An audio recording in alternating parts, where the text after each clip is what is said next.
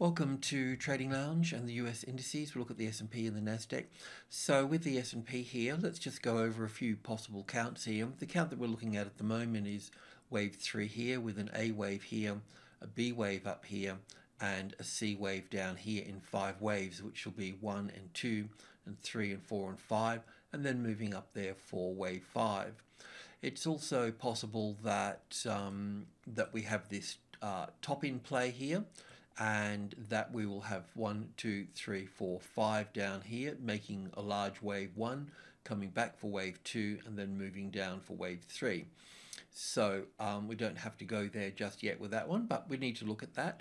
The other count that's possible with this one here is that wave 4 is in place here, and we have 1 and 2 and 3 and 4 and 5 up here to make wave 1 here, and coming back for the 61.8% for wave 2 here, and we move straight up higher from that point, moving straight up through here.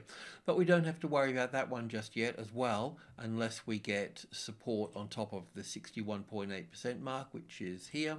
So if we're expecting it to come to 28.50 thereabouts. We'll look at that in a moment, and if we get a nice tested support on that, well, then we'll need to look at that point.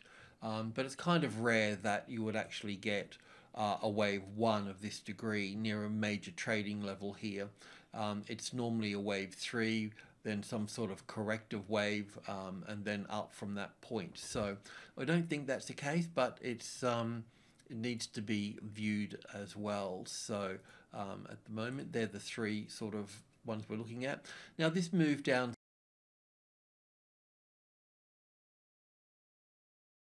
through here, it's interesting in that on first glance it looks like 1 and 2 and 3 here, and coming back up from 4, and that's where we were. But it's moved past the 38.2% retracement level. Let's just go and have a look at this on the 4-hour chart first. So we're looking at it like this here. So from the top of wave 2 here down to wave 3 here, the 38.2% retracement level, if I can just clear that out of the way, is here to this one here, but we've moved above that here. I have seen wave 4 many times move to the 50% retracement level, and in fact this,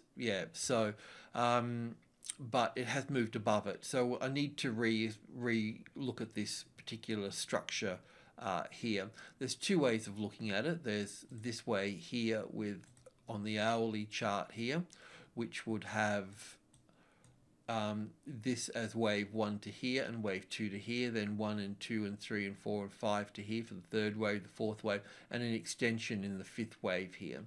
So that's possible here. It still leaves us coming back up into wave 2 area here. And if we have a look at this on the tick chart here, it can also be counted differently as well here. If I can just bring all this back in here somewhat. So from the top here, in this case, we can look at it as wave 1 here, wave 2 here, nice strong 3rd wave here, and then if I can just, well, from here you see 1 and 2 and 3 and 4 and 5 up here, and then an A and a B and a C here, and then we can see 1, 2, 3, 4, 5 here. So really this can be played out here. If I can just copy this here as an A, B and C wave here for the wave 4 here, as such. So that would play out like that, leaving wave 5 to the downside as wave 1 here. The interesting thing here though is that this particular move up through here is in 3 waves so far. So we could go 1 and 2 and 3 and 4 and 5 here, but this move down here overlaps this here. So we really need to look at this as an A and a B and a C here. And the fact that that's actually a corrective move here makes all of this a corrective move here. Okay, so there's 61.8% retracement level is at the midpoint here, the 28.50 area here. Not that it has to get there, it could be short of that, it could be the 50, thereabouts, but we're going to track this wave count up here. So in the rally here, we're looking at this as an A wave here, then an A and a B and a C and a D and an E wave here. And the reason for counting it as a triangle is that each structure here has got 3 waves in it here. So this can be counted in different ways, but this wave E here comes down as an A and a B and a C here. So it's okay, not that it's the end of the world, but you know, it can be counted like that. So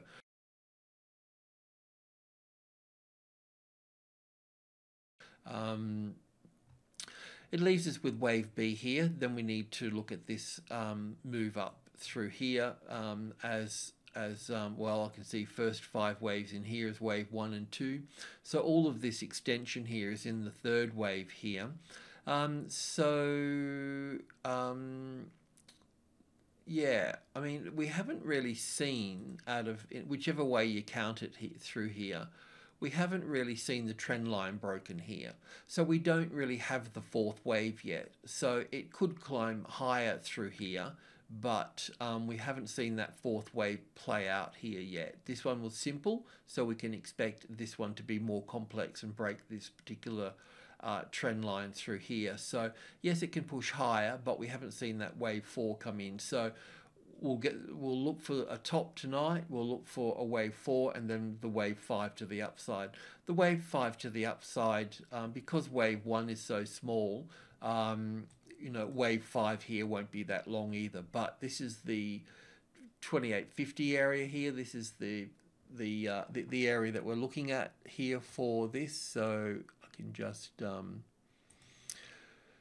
roughly put that in here somewhere, and that's where we're looking for that high here. But I can't draw on this side on tick chart, but we're looking for a top in here and then wave 4 and then wave 5 moving up. And if you can track the last 5 waves up here, then we can short that at that point. For a safer short trade, we can look at the 2800 here becoming the retested resistance, not on the 4th wave here, because the 4th wave could pull back to let me have a look at this. 1, 2, 3, 4, 5, 1. So it's 1 and 2. 1, 2, 3, 4, 3rd. Yeah, it can still push higher, but it shouldn't come back. So where that, when that 28, or if it becomes a retested resistance, then we can look to short that. But it would have to move down, have to move through it, come back, and then that becomes the setup at that particular point in time. Otherwise, we'll just see this drift higher into this space here. And we can consider the NASDAQ doing the same as well. So on the 4-hour chart, we could count this in different ways as well. But in this way, it counts quite nicely here as a 1 and 2 to this point, and then 5 waves down for here for 3, 4. This is our original count, and then the drop in the 5th wave.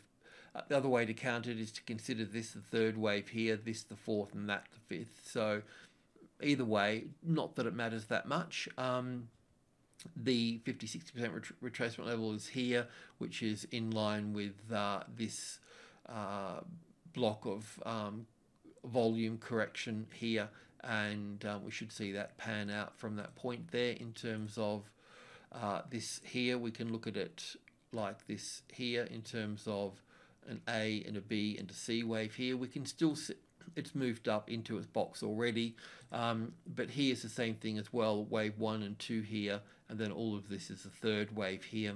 I won't go to the tick chart because it's just a little bit tricky to see here, so it was a bit easier to do on here. So from this 15-minute chart, from here 1 and 2, 1 and 2, and then 1 and 2 and 3 and 4 and 5 up for the 3rd, a 4th and a 5th for the 3rd, and then a 4th and 5th. So I've taken the long road here for this, so there may not be these 3 tops coming into play here. It's possible to count this also with wave 3 and 4 sitting in here, and wave 5 sitting here, with wave 3 here, a wave 4 and a wave 5 in this space here. But either way, we don't have that top in place yet, and yeah, we'll need to short this. We would need the 73 here. Normally 72 would be the the time to confirm that it will be pulling back down from that point. But let's see that top out. I can draw on this side over here. So once that tops out over there, we want to see basically the first move down in 5 waves, and then that 3 waves back up, and hopefully it will be below the 73 here, so we can take it from that side. But it hasn't topped yet, so we don't want to call that in there just yet. All right, thanks for tuning in. Cheers.